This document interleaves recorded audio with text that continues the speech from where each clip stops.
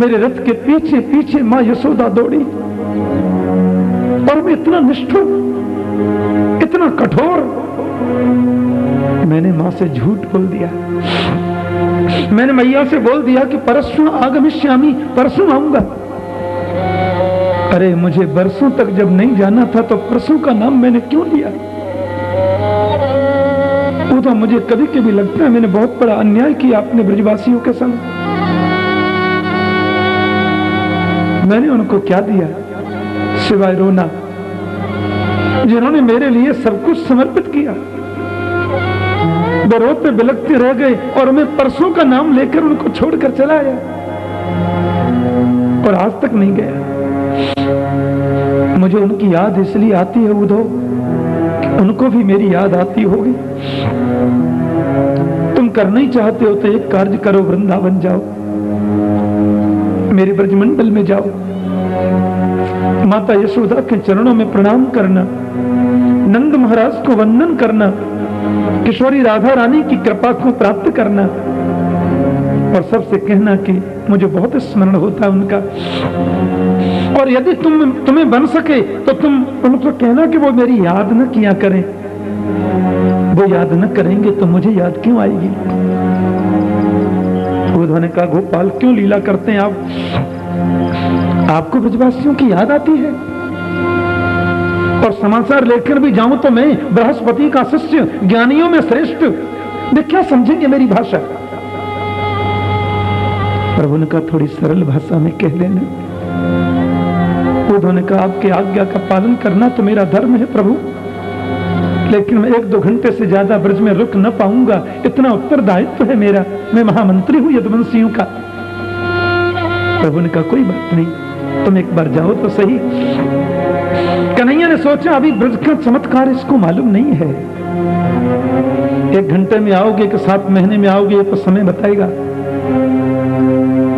उद्धव जब जाने लगे तो प्रभु ने कहा, मेरी कारी कमरिया ओढ़ करके जाओ, मेरे मोर पंख को अपने मुकुट में लगा के जाओ, शायद ब्रजवासी तुम्हें मेरा मित्र समझकर तुम्हारी बातें सुन सकें।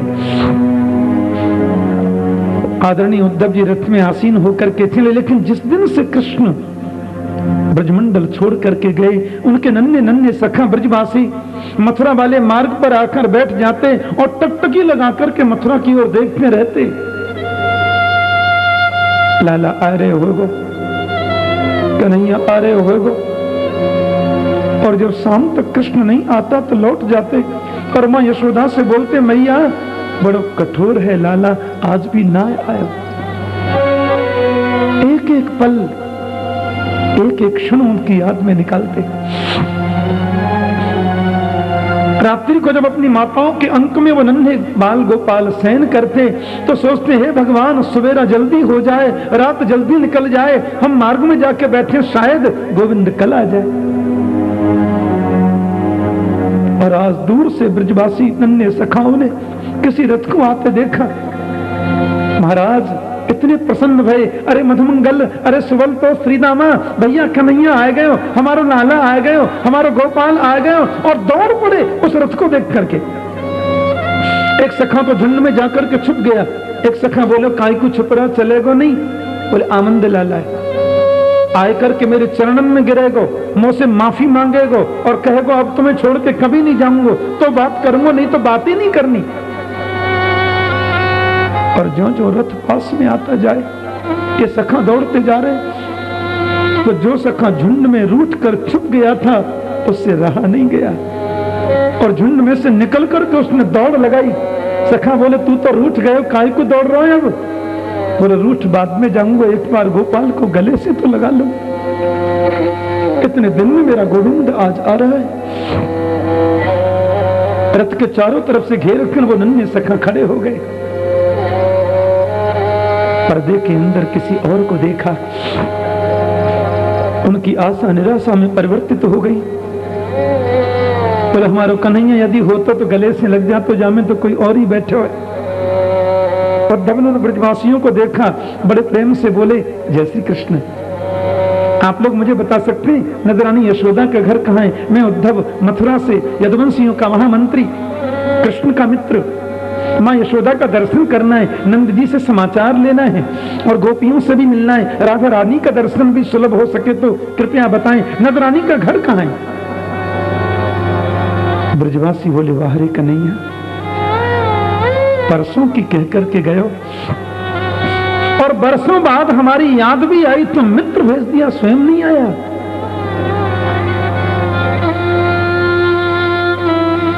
एक सखा ने कहा, उधो जिस दिन से हमारा गोविंद ब्रजमंडल को छोड़ करके गया, नंदरानी यशोदा के महल का रास्ता तो बड़ा सीधा हो गया है, अब किसी से पूछने की जरूरत नहीं है। ये पानी बहता दिखाई दे रहा है ना? उधो ने कहा, हाँ बस इस पानी के किनारे किनारे किनारे किनारे चले जाओ और जहां इस पानी का अंत है, जहां इसका उद्गम है, वही नंदरानी का महल है। क्योंकि ये कोई पानी नहीं है, ये कोई नदी का जल नहीं है, ये कोई बरसाती जल नहीं है, किसी सरोवर का जल नहीं है।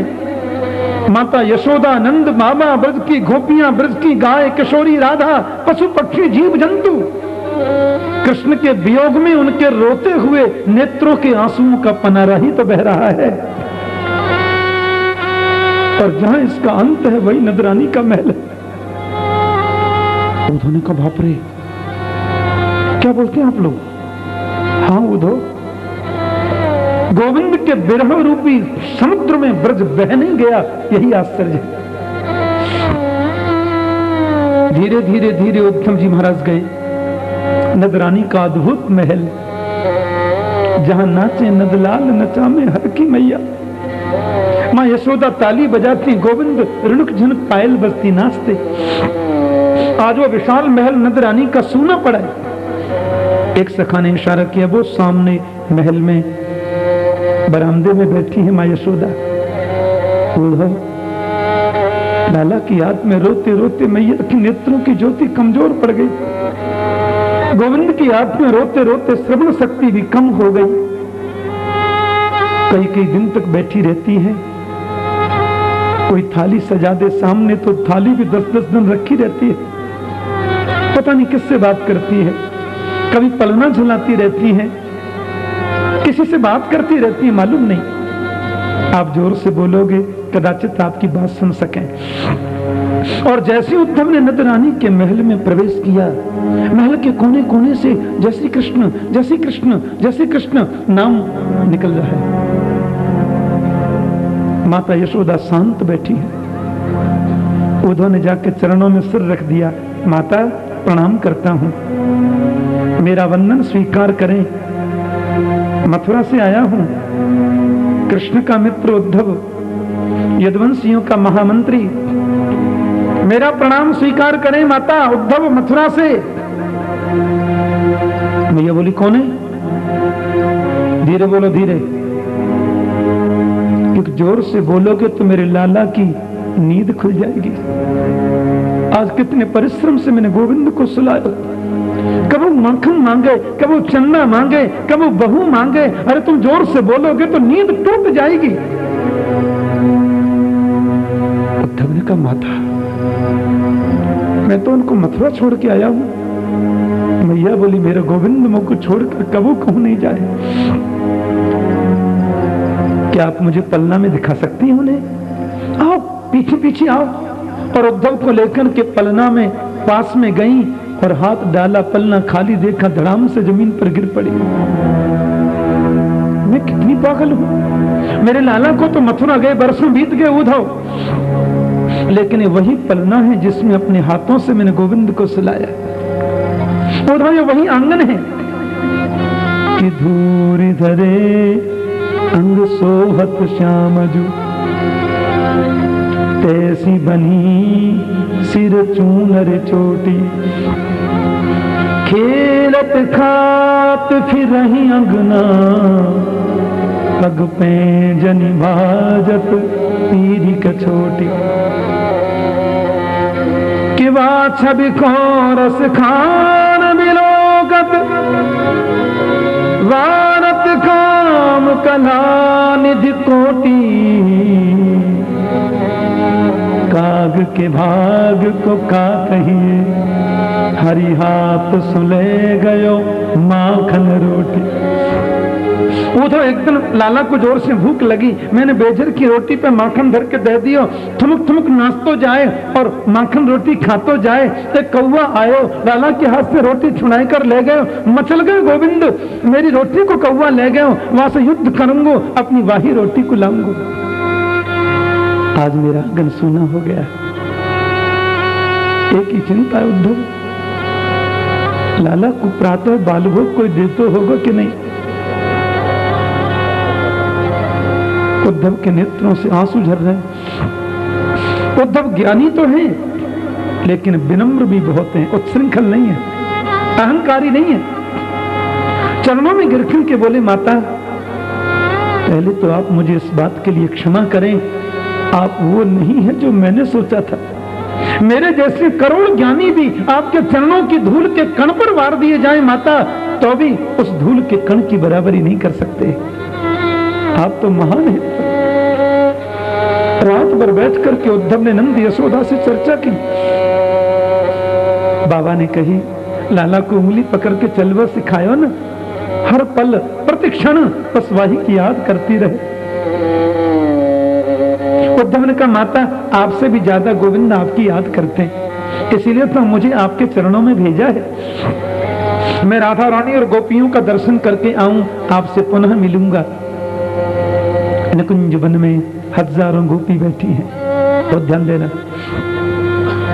और हजारों गोपियां जो निकुंज वन में बैठी हैं, उनके बीच में किशोरी राधा रानी विराजमान है। उन्होंने सोचा, माता यशोदा से बात करने के काबिल मैं अपने आप को नहीं समझता, तो राधा रानी से बात कैसे कर सकता हूं। स्वप्ने पश्यन्ति कांतम धन्यास्ता सखियोषिता। उद्धव जी महाराज खड़े हैं और देख रहे हैं कि हजारों गोपियों के मध्य में विराजमान श्री किशोरी राधा, और सब गोपी अपने अपने एक स्वप्न की बात बताती हैं। किशोरी जी, आज लाला हमारे घर पे आए, माखन चुराखन के खावे लगे, और मैं पकड़वे के ताई दौड़ी सो आंख खुल गई, सपनों खत्म। एक गोपी ने कहा, आज पनघट पे मिले और पनघट पे जल की गगरी भर करके मेरे सिर पे रख दी, नहीं मेरे पीछे पीछे घर तक भी पधारे, मैंने मुड़ करके देखो सो आंखें खुल गई किशोरी जी। एक ने कही, आज तो रास विहार कियो हमारे घर में, बहुत देर तक विराजे, निगोड़ी आंख खुल गई सो सपनों खत्म है गए। एक गोपी ने कहा, किशोरी जी हम रोज अपने स्वप्न की वार्ता आपसे करती हैं, आपने हमें कभी नहीं बताया कि आपको स्वप्न कैसा दिखता है। आपको भी तो स्वप्न में गोविंद का दर्शन होता होगा। किशोरी जी ने कितना सुंदर जवाब दिया। स्वप्ने पश्यन्ति कांतम धन्यास्ता सखियोषिता, अस्माकं तु गते कांते गता निद्रापि वैरिणी। अरे स्वप्न में जो कृष्ण दर्शन करती हैं वो सब गोपी बड़ी भाग्यवती हैं। मेरी परिस्थिति तो ऐसी बन गई कि जिस दिन से प्राण वल्लभ श्री कृष्ण हमें छोड़कर गए, मेरी बैरनी निद्रा भी उनके साथ ही चली गई। अरे नींद नहीं आती तो स्वप्न देखूं कहां से, और स्वप्न दिखता नहीं तो तुम्हें बताऊं कैसे। मेरी तो नींद भी साथ में चली गई।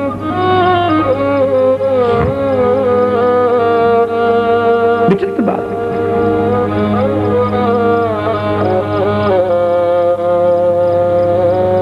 बहुत विचित्र लगा। इतने में उड़ता हुआ एक भौरा आ गया, और उस भौरा को देख करके महाराज गोपियों को बहुत आश्चर्य हुआ। हर काली चीज उनको कृष्ण का मित्र दिखाई देती है, और भागवत में इसको भ्रमर गीत बोलते हैं। भ्रमर गीत इसको कहा जाता है।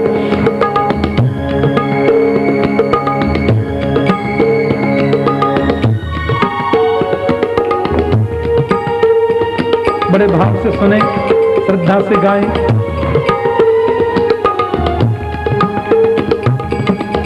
मधुपति तब बंधो मास्पृशांग्रिं सपत्न्या विलुलित माला कुङ्कुमाश्माश्रुभिर्नः अहतु मधुपति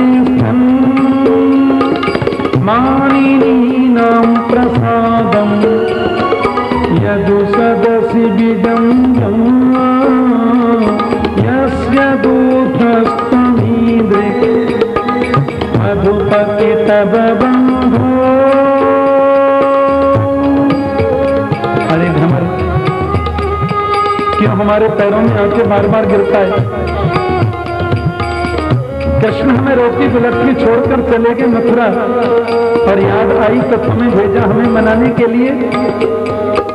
सत्रिदधर सुधाम स्वाम मोहिनी पाययित्वा सुमरस इव सद्य मात्यजेष्मान् भवादृक् परिचरति कथं पादपद्मं तु पद्मा यपिबतरिध्यचेता उत्तमश्लोकजल्पैः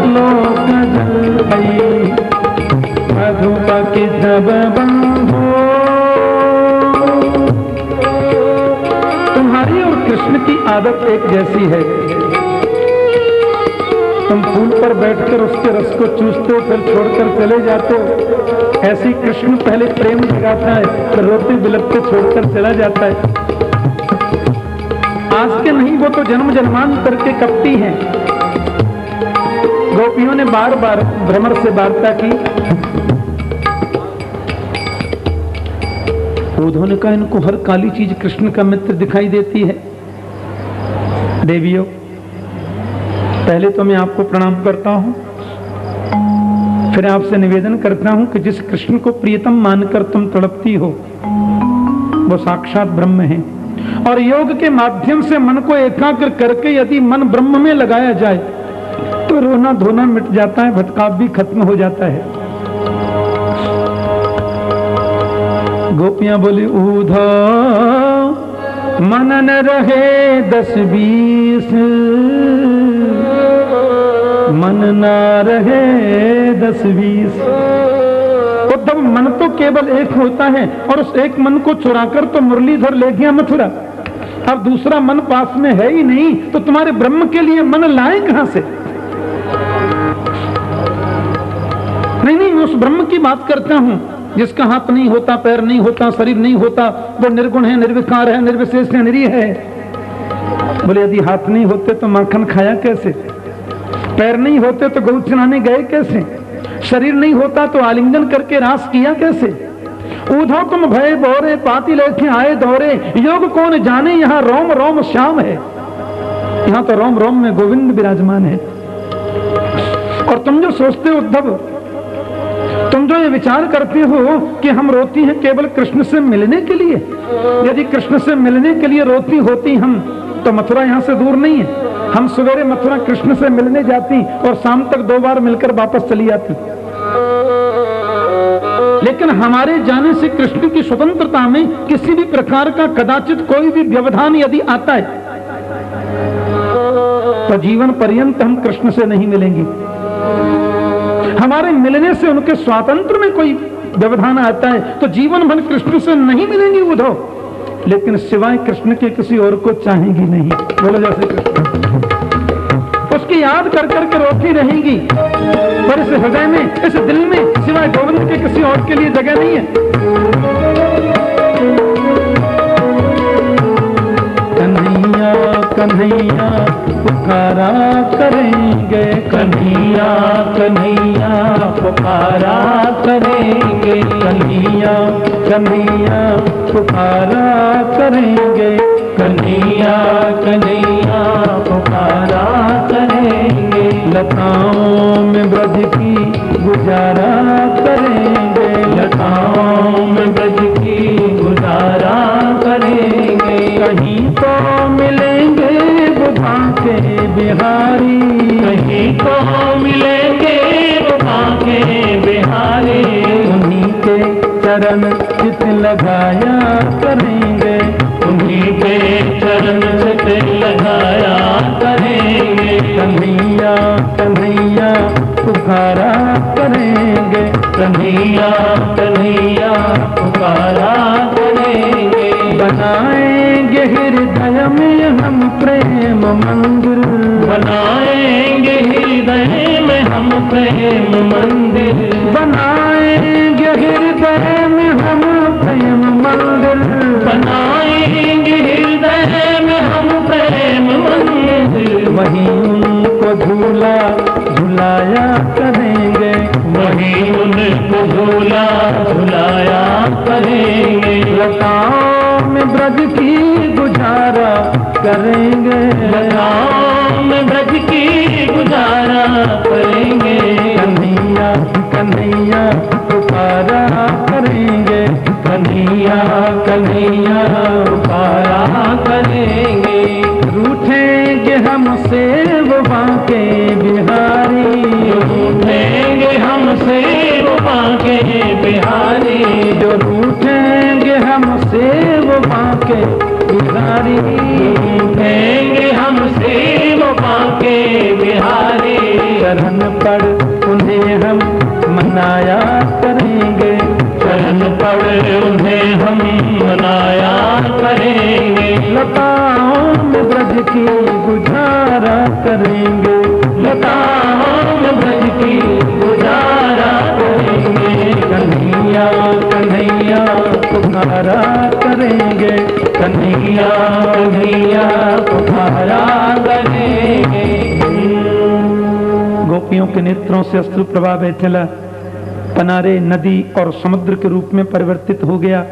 उद्धव ने ऐसा गोतना लगाया 7 महीना निकल नहीं पाए। फिर उद्धव ने गोपियों को प्रणाम किया।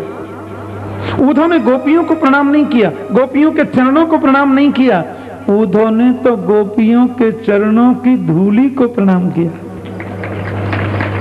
वंदे नंद ब्रज स्त्रीणाम पादरेणुम अवीक्षणशः यासाम हर कथोद्गीतम पुनाति भुवनत्रयम्। और गोपियों से बोले, मैं आपको वचन देता हूं देवियों, सायंकाल का सूर्यास्त बाद में होगा, कृष्ण को लेके पहले आऊंगा। और ऊधो सूधो है चलो सुन गोपिन के बोल, ज्ञान बजाई डुमडुमी प्रेम बजायो ढोल। उद्धव जी मथुरा को जा रहे हैं और हम लोग अभी द्वारिका चल रहे हैं। आज गोविंद का बड़ी धूमधाम से विवाह महोत्सव होना है। मैंने बहुत संक्षिप्त उद्धव गोपी संवाद कहा, क्योंकि लाला की शादी करनी है और फिर घड़ी तो भक्ति रहती है, इसलिए हम लोग अभी उद्धव के संग मथुरा चल रहे हैं। आज कथा में यहाँ के अपने विधायक पद के उम्मीदवार भारतीय जनता पार्टी से श्रीमान ओम बिरला जी यहाँ कथा में पधारे हैं। व्यास मंच से मेरे गोविंद की ओर से उनके प्रति अनंत शुभाशीर्वाद, अनंत शुभकामनाएं और गोविंद की कृपा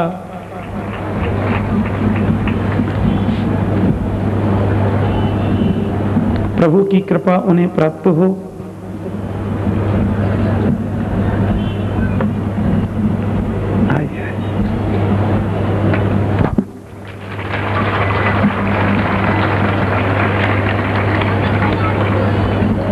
बहुत बहुत शुभकामनाएं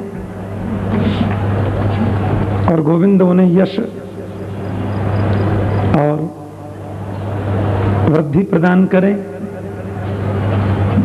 और जिस कार्य का उन्हें संकल्प है उसमें पूर्ण रूप से परमात्मा उनके कार्य को सफल करें। इसी प्रकार वे समाज की सेवा करते रहें। जय श्री कृष्ण। लेकिन आपसे मैं पुनः एक निवेदन कर दूं, आप बहुत शांति से सुनते हैं।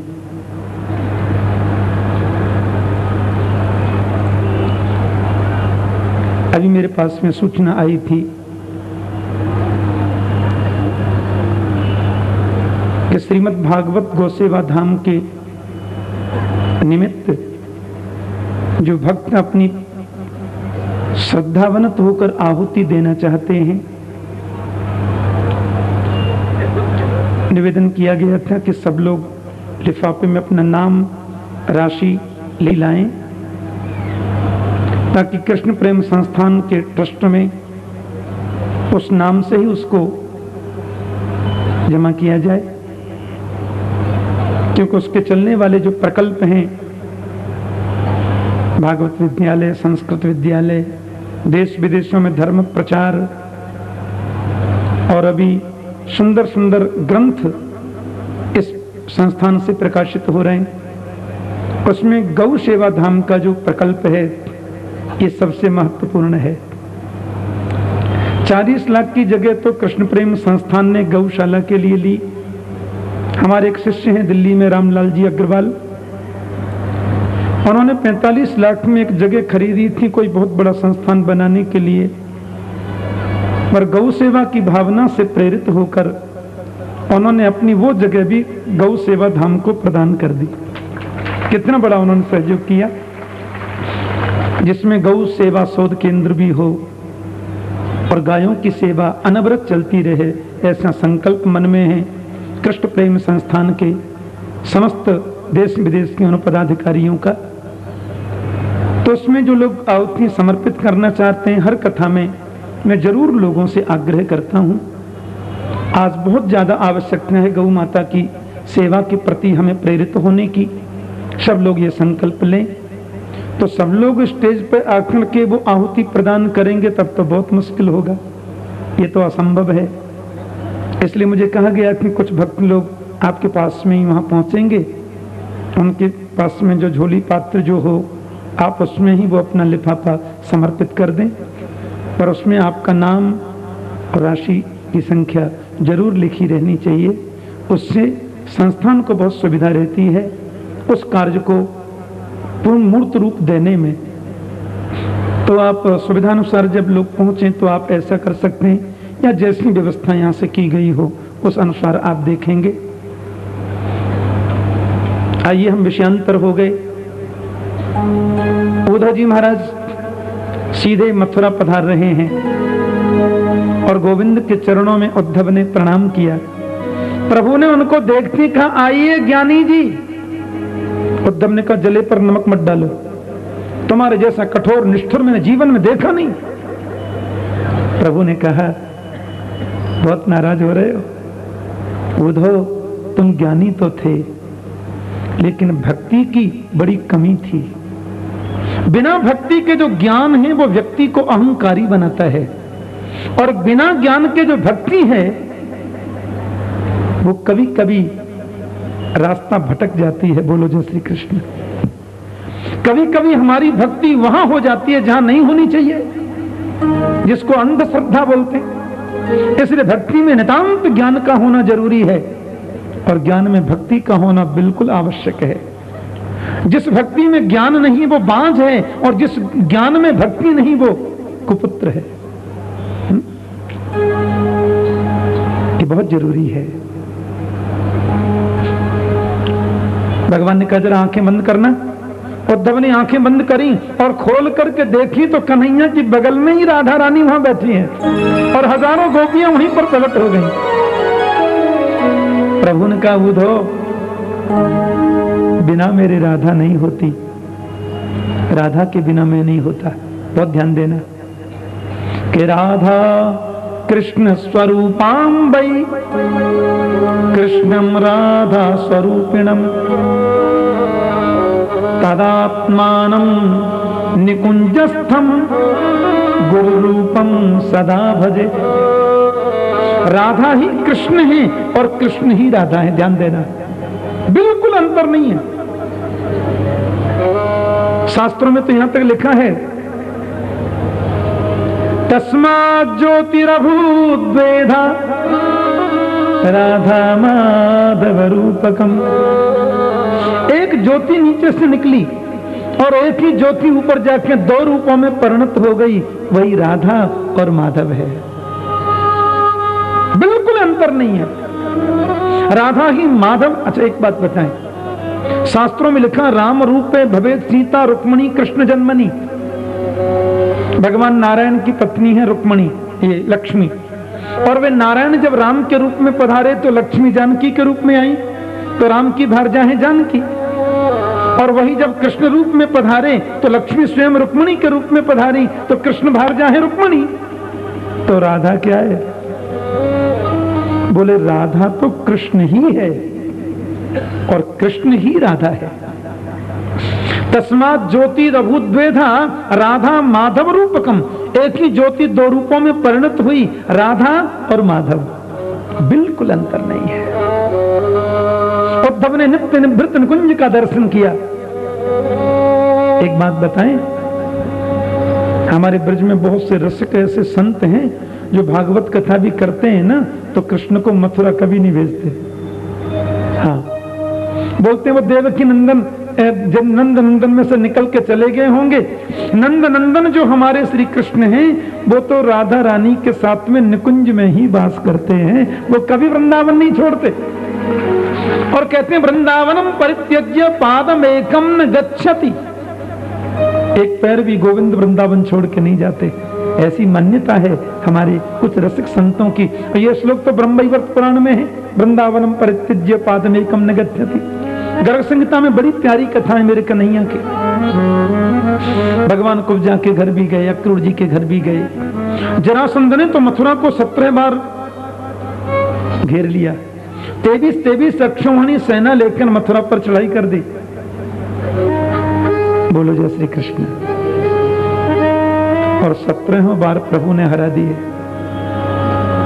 18वीं बार तो उसने 11,000 पंडितों को पूजा पर बिठाने का संकल्प किया। एक कालजवन नाम का राक्षस आया,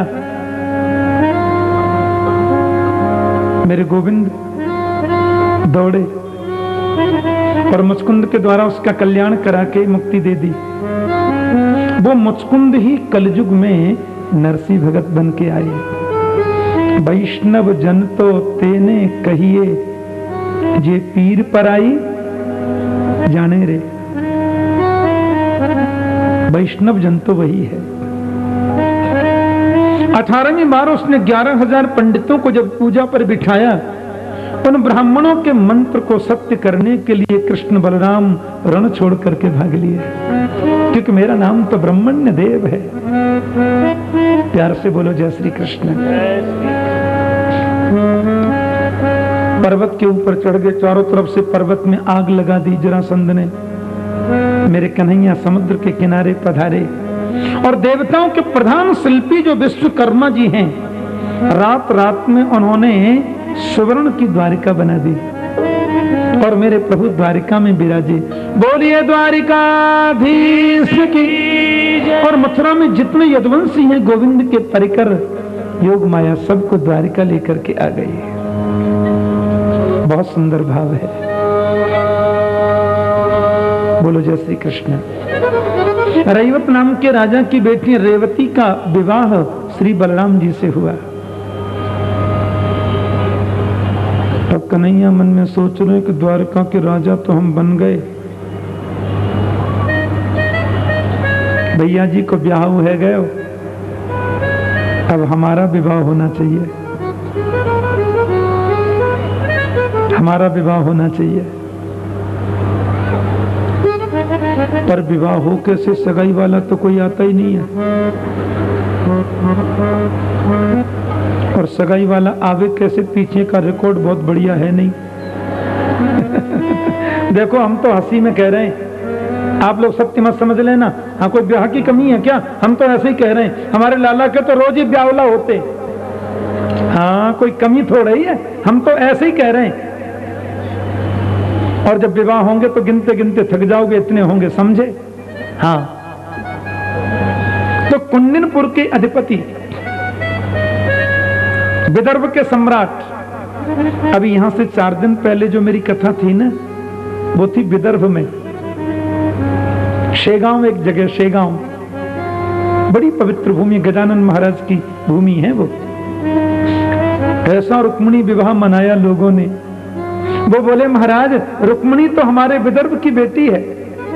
वहां कथाओं में रुक्मिणी विवाह बड़ी जोर से मनाते हैं। हाँ, घोड़ा पर कन्हैया जी आएंगे, सखियां आएंगी, बड़े फिर मंगलाष्टक कम से कम 10 ब्राह्मणों ने तो मंगलाष्टक पाठ किया, जो वहां करने की विधि होती होगी। जगह जगह की अलग अलग संस्कृति है।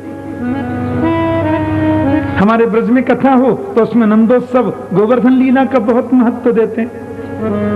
महाराष्ट्र विदर्भ में रुक्मिणी कृष्ण विवाह महोत्सव बड़ी धूमधाम से मनाते हैं, जिसकी जैसी श्रद्धा। मेरे गोविंद को तो कैसे ही मना लो, कुछ भी मना लो, सब में राजी है। बोलो जय श्री कृष्ण। तो विदर्भ के अधिपति महात्मा भीष्म के 5 पुत्रों के बाद एक लौती बेटी हुई, जिसका नाम है रुक्मिणी, और वो मेरे प्रभु की भारजा बनी। परीक्षित बोले ऐसे नहीं, थोड़ा बताओ ना गुरुजी कैसे विवाह हुआ। हमने तो सुना है राक्षस विधि से हुआ था विवाह, राक्षसेन विधानेन उपयेम इति श्रुतम। सुखदेव जी बोले हाँ हुआ तो कुछ ऐसे ही था, पर बाद में ठीक ठाक हो गया।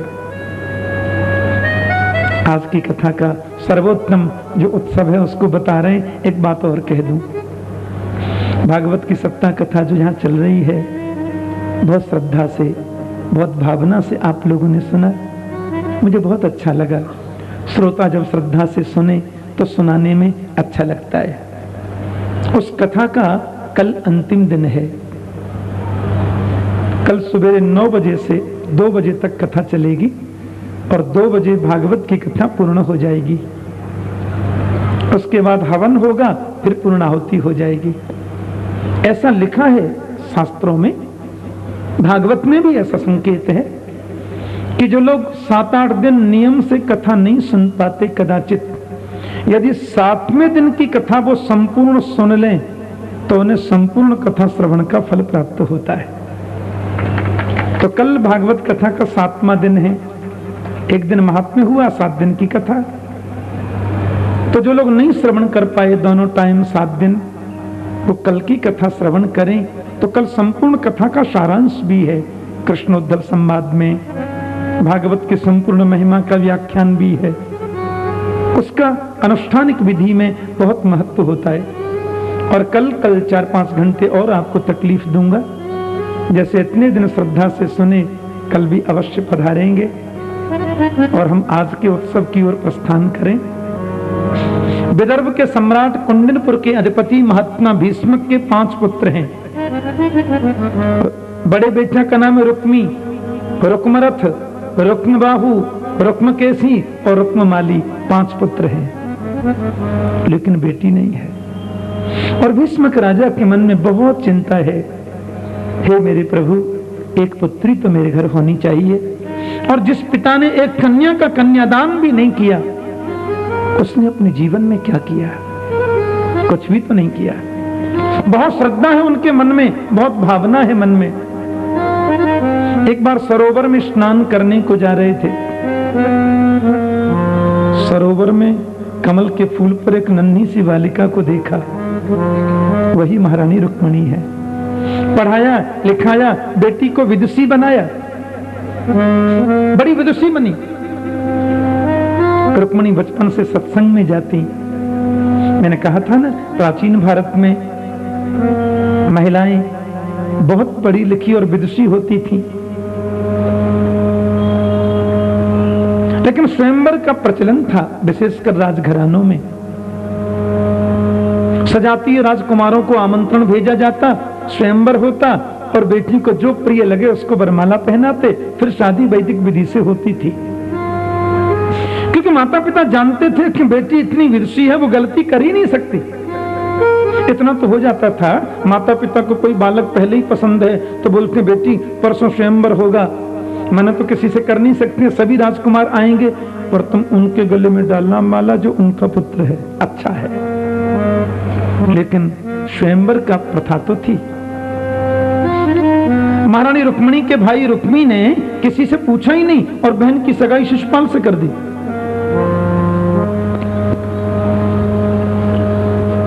और परसों स्वयंवर होगा, वाग्दान कर दिया। पिताजी से बोले आप रुक्मिणी से कहना परसों स्वयंवर में शिशुपाल को ही वरमाला डाले। रुक्मिणी ने कहा पूछ तो लिया होता भैया ने। भाभी, मैंने तो बचपन से गोविंद के चरणों में प्रीति की है, शिवाय द्वारकाधीश के किसी और का वर्ण करने का तो प्रश्न ही नहीं उठता। भाभी ने कहा सच्चे मन से तुमने चाहा है ना प्रभु को, उनको तो जिस भाव से जो पुकारे उस भाव से मिलते। एक पत्रिका लिख दो ना गोविंद के चरणों में और स्वयंवर में उनको आमंत्रित कर लो, और जब वे आ जाएं तो बरमाला उनको पहना देना, फिर तो कोई कुछ कर ही नहीं सकता। रुक्मिणी जी ने बहुत सुंदर पत्र लिखा है भागवत में, और वो पत्रिका पंडित जी के हाथों द्वारिकाधीश के चरणों में भेज दी। पंडित जी महाराज पधारे, गोविंद पत्र पढ़ रहे हैं, कितने सुंदर शब्द हैं, ध्यान दें। हे द्वारिकेश, आपके चरणों में मेरा अनंत प्रणाम। कृत्वा गुणान भुवन दरसन्नतां ते निर्विस्म्य कर्ण विवरै हरतुंगतापम् रूपं दृशां दृशिमताम् अखिलार्थ लाभम् त्वय्यच्युता विशति चित्रमपप्रपन्ने। रुक्मिणी ने कहा, मैंने आपको देखा ही नहीं है, केवल आपके गुणों को सुना है, और सुनकर ही आपको पति के रूप में वर्ण कर लिया है।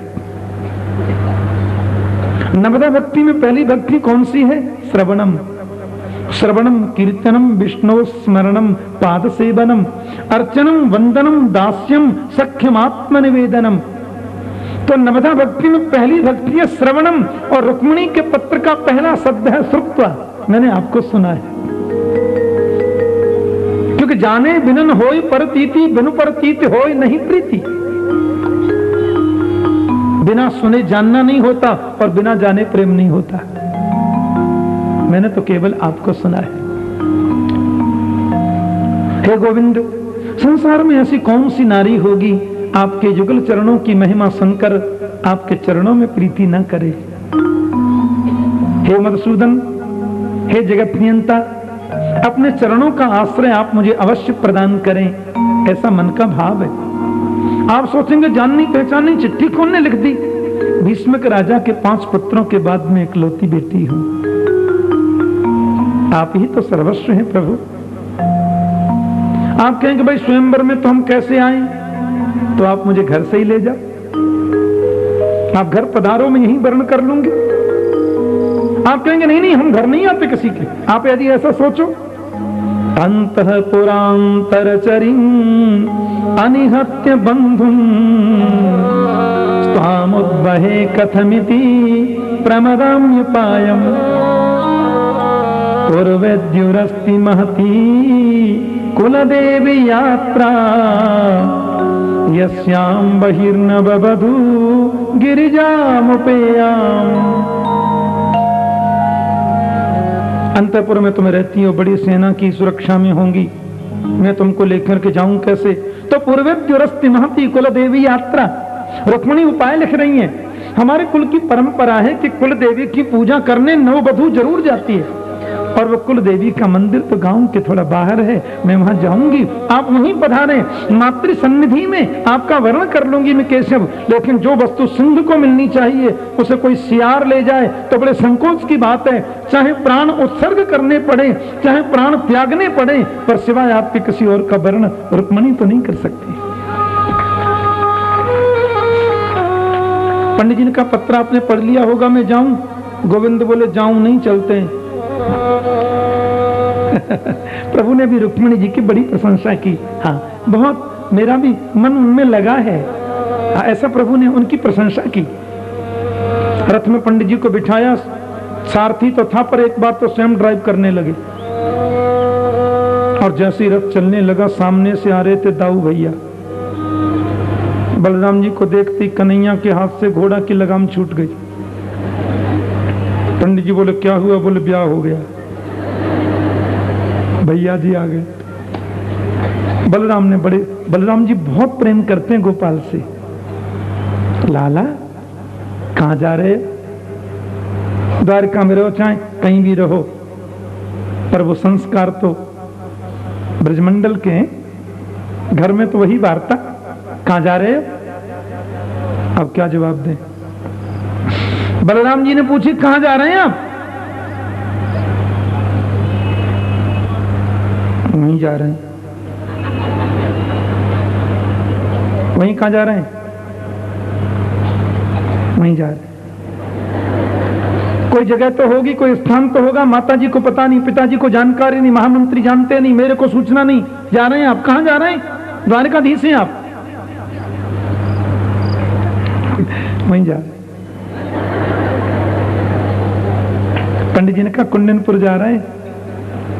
बलराम ने कहा कुंडनपुर? ओहो, मैं तो समझता था कन्हैया छोटा, ये तो बड़ा हो गया। जाना ही चाहिए, मेरा गोविंद तो लाखों में एक है, और वहां तो स्वयंवर है कल।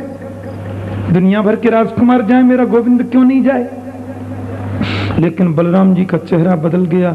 बोले वहां दुष्ट राक्षस भी आएंगे, शिशुपाल जरूर आएगा, दंतवक्त्र भी आएगा, जरासंध तो आएगा ही।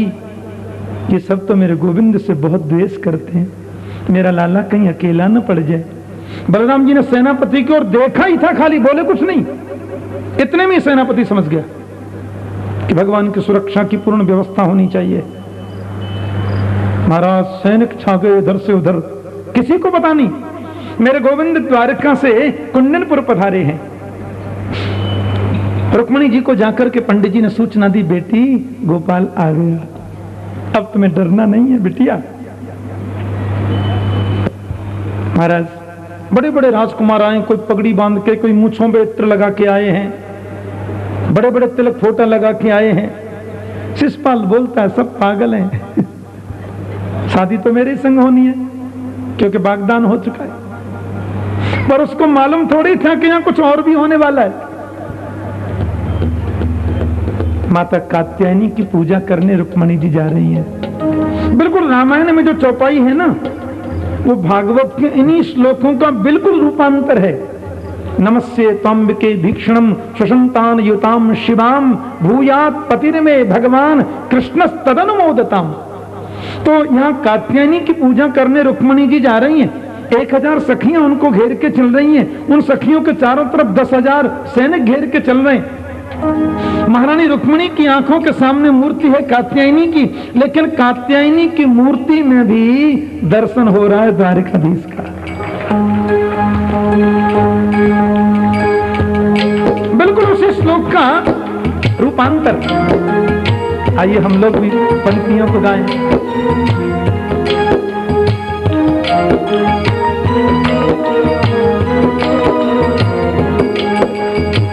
जय जय गिरिवर राज किशोरी, जय जय गिरिवर राज, जय महेश मुख चंद्र चकोरी, जय गध मदन सदानंद माता, जय गज मदन सदानंद माता, जय गध मदन सदानंद माता, जय गज मदन सदानंद माता, जगत जननी दामिनी ज्योति गाता, जगत जननी दामिनी दुति गाता, जगत जननी दामिनी ज्योति गाता, जगत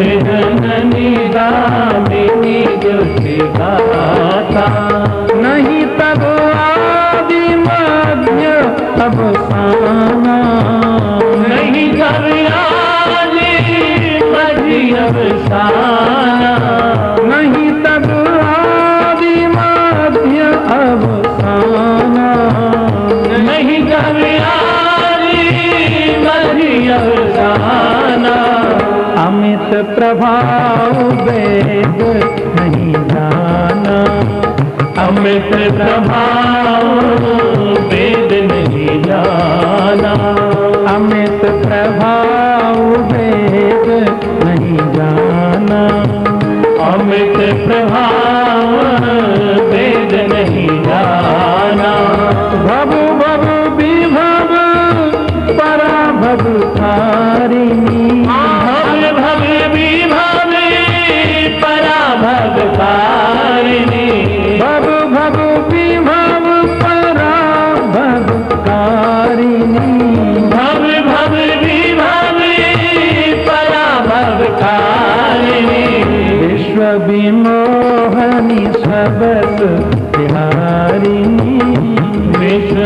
मोहनी सुभाष बिहारी। जय जय गिरिवर राज किशोरी। जय जय गिरिवर राज किशोरी। जय महेश मुख चंद्र चकोरी। जय महेश मुख चंद्र चकोरी। नमस्ते तांबिके भीक्ष्णं शशंतानयुतां शिवां। भूयात् पतिर्मे भगवान कृष्णस्तदन मोदताम। माता रुक्मणी माता कात्यायनी की पूजा कर रही हैं। बाल गोपाल तो वैसे ही भगवत रूप होते हैं और जब भगवान का स्वरूप धारण करें तब तो 100% हो जाते हैं। हमारे ब्रज में रासलीला में जो लीला करते हैं ना छोटे छोटे बाल गोपाल, जब वो कृष्ण का मुकुट धारण करते हैं, राधिका का मुकुट धारण करते हैं, तो उनके माता पिता भी उनको प्रणाम करते हैं। उस समय ये भाव नहीं रहता ये कौन का पुत्र है, उस समय तो वो गोविंद ही है। आज इस उत्सव में दो नन्ही नन्ही बालिकाएं, एक बालिका कृष्ण एक रुक्मिणी के रूप में प्रकट हैं, भगवत स्वरूप हैं साक्षात। ये भाव मन में आना चाहिए। आदरणीय सुखदेव जी महाराज कहते हैं, परीक्षित माता रुक्मिणी जी ने पूजा करी, सो माला उनकी गोद में गिर गई और बाम अंग फड़कन लगे, बाम अंग फड़कने लगे। पुरुष की दाहिनी आंख फड़के तो समझो अच्छा होगा, महिला की बाईं फड़के तो अच्छा होगा, एक आध बार फड़के तो ही अच्छा होता है, ज्यादा फड़के तो डॉक्टर को दिखाना चाहिए, नहीं तो गड़बड़ हो जाता है। मंदिर के पीछे से मेरे गोविंद निकल करके आए। 10,000 सैनिकों ने कृष्ण को देखा। कौन है भाई? अरे किससे मिलना है? अरे क्या बात है? अरे कहां जा रहे हैं? 10,000 सैनिक जो रुक्मिणी की सुरक्षा में थे कृष्ण को मारने दौड़े और मेरा गोविंद मुस्कुरा गया। कन्हैया जैसी हंसे, इनकी हंसी में तो दुनिया फंसती है। सब सैनिक धनुष बाण तलवार चलाना भूल गए और ऐसे खड़े हो गए। एक बोले आहा, हंसता कितना अच्छा है। एक बोले खाली हंसी मत देखो, करधनी देखो कितनी सुंदर है। एक ने कहा चरणों की पादुका देखो ना कितनी मनोहारी। एक सैनिक बोला भैया पता नहीं कौन है, राजकुमार है कि ऋषि कुमार है, गले की मोतियों की माला देखो ना कितनी प्रिय लगती है। भगवान रुक्मिणी जी के पास में चले आ रहे हैं। सेना के बीच में गोविंद घुसते आ रहे हैं। कन्हैया की शोभा तो सब देख रहे हैं पर ये कोई नहीं देख रहा ये कर क्या रहे हैं। गोविंद रुक्मिणी के पास आ गए। एक ने कहा करधनी में जो मुरली लगी है वो कितनी सुंदर लगती है। एक ने कहा भैया मुकुट देखो ना मोर पंख का कितना प्यारा है। एक ने कहा तुम गौर से देखो ना, गोरा भी नहीं काला भी नहीं, ये तो सांवला है, नीला नीला है। रुक्मिणी के पास गोविंद पधारे। रुक्मिणी जी ने प्रभु को वरमाला पहना दी। मेरे प्रभु ने तुरंत रुक्मिणी जी को गोद में उठाया और रुक्मिणी को गोद में लेकर के जैसे ही गोविंद अपने रथ की ओर चले, सैनिक बोले आहा चाल कितनी सुंदर है। रुक्मिणी को रथ में बिठाया। बोले भैया रथ क्या है? पुष्पक विमान है। और गोविंद जब रथ में बैठे जरा सा चाबुक छुपाया, सोई रथ चलने लगा। सैनिक बोले घोड़े क्या है? शेर है। और जरा सा चाबुक लगते ही हवा से बात करने लगे घोड़े। 1 मिनट में रथ कहीं से कहीं पहुंच गया। सैनिक बोले जीवन सफल हो गया, इतना सुंदर तो हमने कभी देखा ही नहीं। राजकुमार था कि ऋषि कुमार भगवान जाने, इतनी प्यारी झांकी। एक सैनिक मुस्कुरा कर बोला वो सब तो ठीक है पर रुक्मिणी कहाँ है? बोले रुक्मिणी बिटिया तो मंदिर में पूजा कर रही है ना जी। सब लोग मंदिर में दौड़े तो रुक्मिणी तो मंदिर में नहीं है। अरे भाई रुक्मिणी कहाँ है? बोले मुझे क्या मालूम कहाँ है। श्रीमान रुक्मिणी कहाँ है? बोले मुझे क्या मालूम कहाँ है। अरे भाई रुक्मिणी कहाँ? बोले मेरे को क्या मालूम कहाँ है। एक सैनिक मुस्कुरा के बोला मैं बताऊं कहाँ है? बोलो बताओ। बोले ले तो गया। हम 10,000 सैनिकों के बीच में से रुक्मिणी को ले गया, तुमने रोका क्यों नहीं?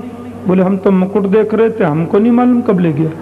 हम तो हार देख रहे थे, नहीं मालूम कब ले गया। एक सैनिक बोला सुनो मेरे को मालूम तो था कि लेके जा रहा है पर मैंने रोका क्यों नहीं बताऊं? मैंने सोचा जोड़ी बड़ी अच्छी है, एक बार ले जाने तो बाद में बताऊंगा। सोई मैं तो चुप रहा। आया और मैंने नहीं बताया। ले गो करके दौड़े महाराज, सब परास्त होकर लौटे आए। रुक्मणी के भाई रुक्मी ने प्रतिज्ञा कर ली, कृष्ण को मारकर बहन रुक्मणी को लेकर मैं न आया तो कुंडनपुर में प्रवेश नहीं करूंगा। कुंडनम न प्रवेशामि सत्यमेतत् ब्रवीम्यहम्। भगवान का पीछा किया, मेरे गोविंद ने तलवार लेकर जब कूदे, रुक्मणी का मारना नहीं केशव, आपके चरणों को पति रूप में पाया, मेरी भाभी का आशीर्वाद। और जिस भाभी ने मुझे गोविंद मिलाया, मैं तो चाहती हूँ वो अनंत जन्मों तक चिर सौभाग्यवती बनकर रहे। भाई को मारना नहीं। कन्हैया बोले बड़ी भोली आप, अरे हम मारेंगे थोड़ी, थोड़ा प्रसाद देंगे बस। रथ से नीचे कूद के आधी मूछ मुड़ दी, आधी दाढ़ी मुड़ दी, आधे सिर के बाल मुड़ दिए, रथ के चक्का में बांध दिया। ऊपर नीचे रथ के संग चल रहे हैं तो बलराम जी ने कही, कौन है रथ के चक्का में लाला के ऊपर नीचे होए? बलराम जी ने कि लाला, अरे तुम्हारे रथ के चक्का में कहा है भैया, ऊपर नीचे आवे। कन्हैया बोले सारे जी हैं। बलराम जी ने कृष्ण को डांटा, रुक्मणी को समझाया, बेटी बुरा मत मानना, ऊपर का चंचल है, मन का बहुत भोला है। कृष्ण को बार बार डांटते हैं, ये कोई तरीका? रिश्तेदारों को ऐसे बांधते हैं क्या? छोड़ दिया उसने, भोजकट नाम का नगर बसाया। हमारे ब्रज के रसिक संत कहते हैं कि रुक्मणी महारानी के पिता ने अपने बेटा रुक्मी से कहा, तेरे दुराग्रह से मैं बेटी रुक्मणी का विवाह धूमधाम से न कर सका। रुक्मणी स्वयं लक्ष्मी है, नारद कहते थे, और गोविंद कन्हैया साक्षात नारायण है। मन की मलिनता मिटाओ बेटा और धूमधाम से विवाह होने दो। तेरी चिट्ठी वहां पर गई, द्वारिका से बारात लेकर के बल आ रहे हैं। रुक्मणी को पहले ही कुंडनपुर में भेजा गया। मेरा कन्हैया तो 24 घंटे दुल्हा जैसा लगता है? बारात आ रही है, लोग बड़े भाव निमग्न हो रहे हैं। वसुदेव जी महाराज, बलराम जी महाराज, उग्रसेन जी महाराज, हजारों लोग बारात में हैं। मेरा गोविंद दुल्हा बनकर आए। अब आपको खाली सांवरिया बोलना है, सांवरिया। मैं कुछ भी बोलूं आपको कोई मतलब नहीं, आप तो ताली बजाकर सांवरिया बोलिए, और जो ताली बजा के नहीं बोलेगा उसको बगल में बैठने वाले की सौगंध है। ले में बजाना ऐसे थोड़े ही, मेरे संग संग बजाओ। मोहि प्यारो लागे सामरिया, आपको तो सांवरिया बोलना है।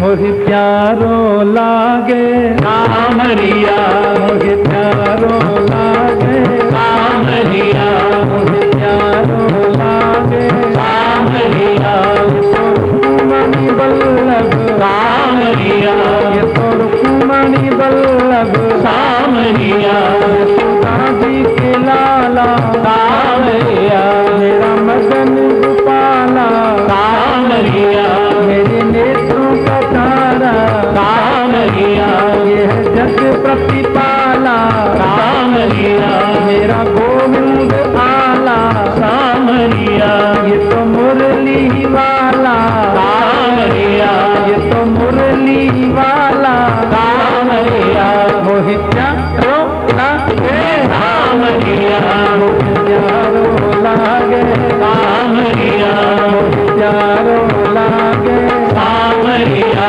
आवाज न आई सामरिया, की बोल सिखाओ सामरिया, जब ताली बजाओ सामरिया, पूरन सीटी बज रही सामरिया, निक ध्यान से सुनिए सामरिया, जरा भाव से गाओ सामरिया, मोहि प्यारो लागे सामरिया, मोहि प्यारो लागे सामरिया, मोहि प्यारो लागे सामरिया, मोहि प्यारो प्यारो लागे सामरिया, मोहि प्यारो प्यारो लागे सामरिया, मोहि प्यारो प्यारो लागे सामरिया, मोहि प्यारो प्यारो लागे सामरिया, मोहि प्यारो लागे सामरिया, मोहि प्यारो लागे सामरिया, ये तो देवकी नंदन सामरिया, यशोदा जी का लाला सामरिया, मेरा मदन गोपाला सामरिया, मेरा गोविंद आला सामरिया, मोहि प्यारो लागे सावरिया मोहे प्यारो लागे सावरिया मोहे प्यारो प्यारो लागे सावरिया मोहे प्यारो प्यारो प्यारो लागे सावरिया मोहे प्यारो लागे सावरिया मोहे प्यारो लागे सावरिया यह लगी रे चटपटी सावरिया इसलिए दुल्हा बने हैं सावरिया बड़े प्यारे बने हैं सावरिया बड़े चोखे लगे हैं सावरिया मोहे प्यारो सावरिया प्यारो लागे सावरिया मोहे प्यारो प्यारो लागे सावरिया मोहे प्यारो प्यारो लागे सावरिया मोहे प्यारो प्यारो लागे सावरिया सावरिया मोहे प्यारो प्यारो लागे सावरिया सावरिया आज दुल्हा बने हैं सावरिया आज दुल्हा बने हैं सावरिया बड़े चोखे लगे हैं सावरिया बड़े चोखे लगे हैं सावरिया मेरी आंखों के तारे सावरिया ये तो ब्रज उजियारे सावरिया जग के हैं उजियारे सावरिया मोहे प्यारो लागे सावरिया मोहे प्यारो लागे सावरिया मोहे प्यारो लागे सावरिया मोहे प्यारो लागे सावरिया मोहे प्यारो प्यारो लागे सावरिया मोहे प्यारो प्यारो लागे सावरिया सावरिया मोहे प्यारो लागे सावरिया प्यारो लागे सावरिया मोहे प्यारो लागे सावरिया और जय जय श्री द्वारकेश नंद के दुलारे जय जय श्री द्वारकेश नंद के दुलारे जय जय श्री रुक्मणीनाथ नंद के दुलारे जय जय श्री रुक्मिणीनाथ नंद के दुलारे और जय जय श्री रुक्मणीनाथ नंद के दुलारे जय जय श्री रुक्मिणीनाथ नंद के दुलारे। देखिए ध्यान दें, अभी रुक्मणी कृष्ण का वो बरमाला का कार्यक्रम चल रहा है। जो माताएं कन्यादान भेंट चढ़ा रही हैं वो ऊपर कोई न आए, सामने जो पात्र रखा हुआ है इसी में आप समर्पित कर दें, इसी में पधराएं। ऊपर सब लोग आएंगे तो स्टेज तो लकड़ी का ही है ना, इस बात का पूरा ध्यान रखें। जय जय श्री द्वारिकेश नंद के दुलारे जय जय श्री द्वारकेश नंद के दुलारे जय जय श्री द्वारिकेश नंद के दुलारे जय जय श्री द्वारकेश नंद के दुलारे जय जय श्री कृष्ण चंद्र नंद के दुलारे जय जय श्री कृष्ण चंद्र नंद के दुलारे। पहले रुक्मणी जी ने लाला को बरमाला पहनाई। बोलिए कृष्ण कन्हैया लाल की जय। फिर हमारे लाला ने रुक्मणी जी को धारण कराई।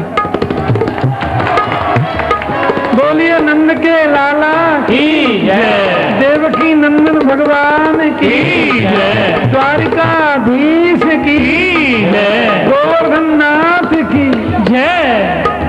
बड़े भाव से सब लोगों ने मंगल गान किया। मंगलम भगवान विष्णु मंगलम गरुड़ध्वज मंगलम पुंडरीकाक्ष मंगलाय तनोहरि। यहाँ मुख्य यजमान की ओर से तुलसी शालिग्राम जी का विधिवत पूजन हो रहा है। सब लोग इसका दर्शन करें, धक्का मुक्की बिल्कुल नहीं करें। और आप लोग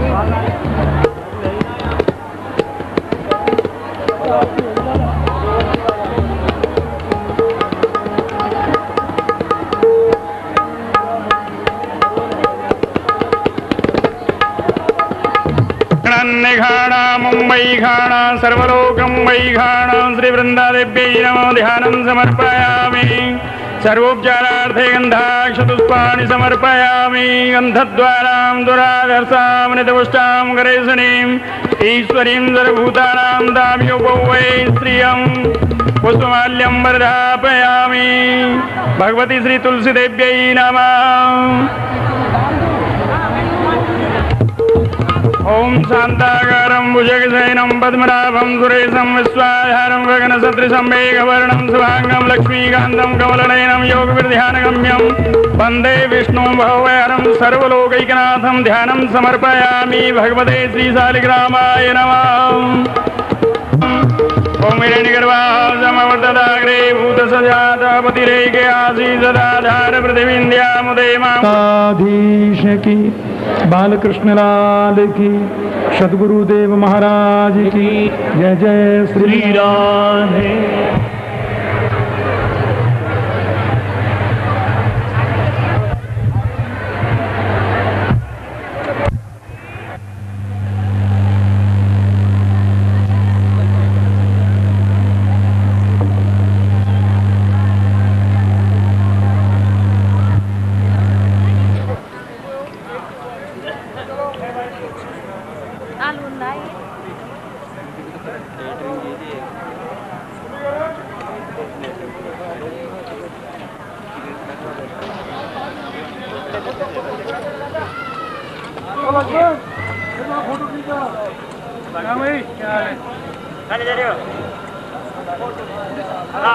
अभी दे जा बजाई ये तो छोटे से बन गए पूरी कमर दो जान दे इसके बाद ऐसे नहीं इसके लिए करो हाथ लगाया करो करवाओ हम काट के खड़ा किया चलो मम्मी जब रात में खिलाएंगे कैसे यहाँ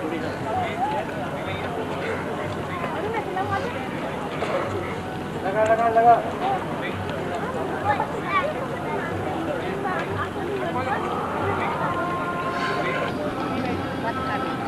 नहीं आगा आ रही फोटो में जाओ खाली आगा आगा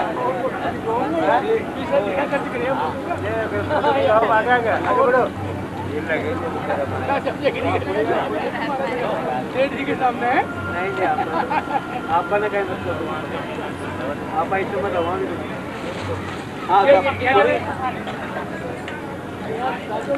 हाँ पूरी पूरी साहब पूरी पंखा टूटने के बाद हाँ सब पूरी पूरी हाँ सब पूरी पूरी साहब पूरी हाँ पूरी साहब पूरी पूरी पूरी साहब पूरी हाँ पूरी पूरी साहब पूरी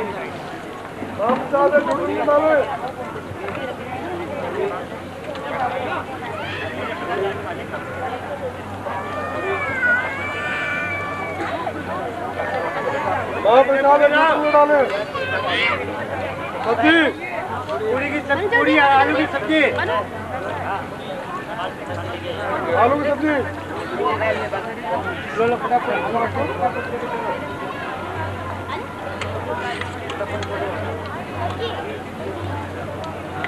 आप डाले झूठे में डाले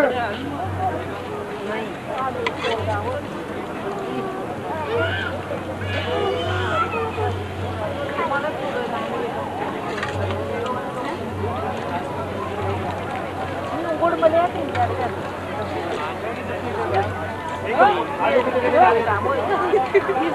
हो जाएगी लेकर आगे बढ़ जाएंगे पूरी हाँ सब पूरी हाँ सब पूरी अरे सब पूरी गरम बिल्कुल पूरी गरम पूरी सब पूरी नीचे भी अरे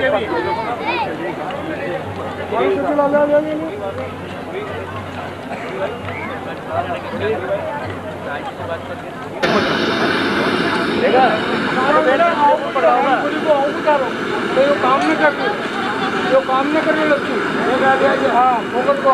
काम न कर काम हो रही हो